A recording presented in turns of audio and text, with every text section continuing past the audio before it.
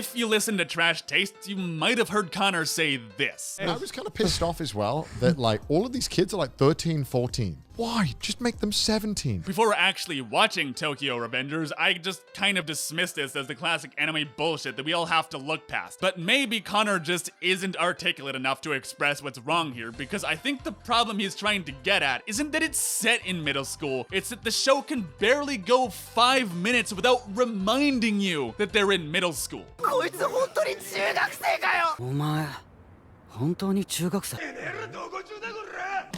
はその辺の中学生よりでかかった。厨房どもがよ、厨房連合によ。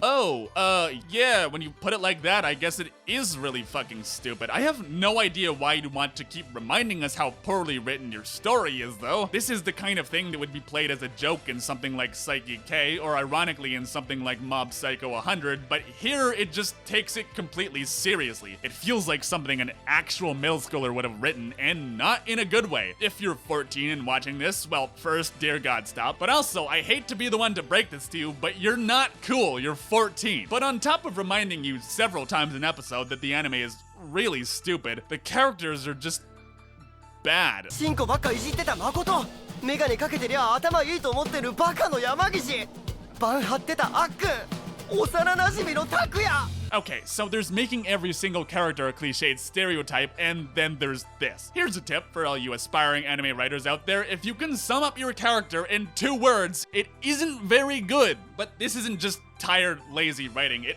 reeks of unconfidence. There isn't even a need to ram this in here because literally none of this is relevant to what's happening. We can just learn about them as we go, like, you know, normal fucking people. What, are you afraid someone's gonna get lost if they don't know this dude's personality is that he jerks off a lot? Actually embarrassing. Now, you might be like, wait a minute, so-called king of weeaboos, stop nitpicking. It's not supposed to be deep. You obviously just don't like shonen action. And no, I generally don't, but there's a pretty big leap between swallowing some flaws and straight up bukkake. In, say, Pokemon, does Oak tell Ash, oh, Pikachu will shock you every time he gets a stiffy? Or does Pikachu just come out and shock them? It isn't about being simple and easy to understand. This ピカチュウよろしくピカ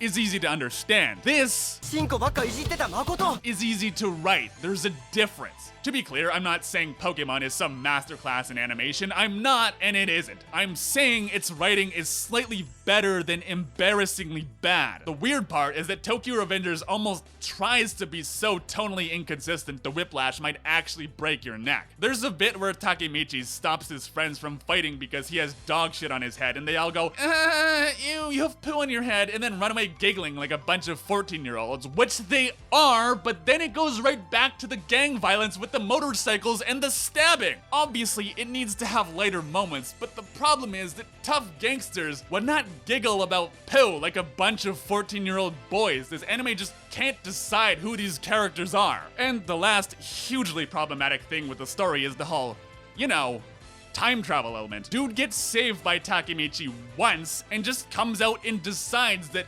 A, he went back in time, B, that he can go back in time again, C, that he will go back in time exactly 12 years every single time, D, that he does this by shaking his hand, and E, that the handshake comes from saving him one time because obviously it does. Why would he know literally any part of this? Now, he is the one that saved him from the train the first time, so maybe it'll turn out that he's actually responsible for every part of this or something, but the fact that the story just ejaculates this all over the second episode and expects you to lap it up without questioning is fucking alarming, to say the least. This would be an inoffensively fun, if kind of predictable and at least moderately poorly written gang drama if it were at all possible to take this story seriously, but basically everything in this story relies on these characters being rampantly violent delinquents, and this just does not work when they're ogling over their shiny new uniforms like they finally got their masturbation-scarred hands on some Supreme merch and a few cans of Prime.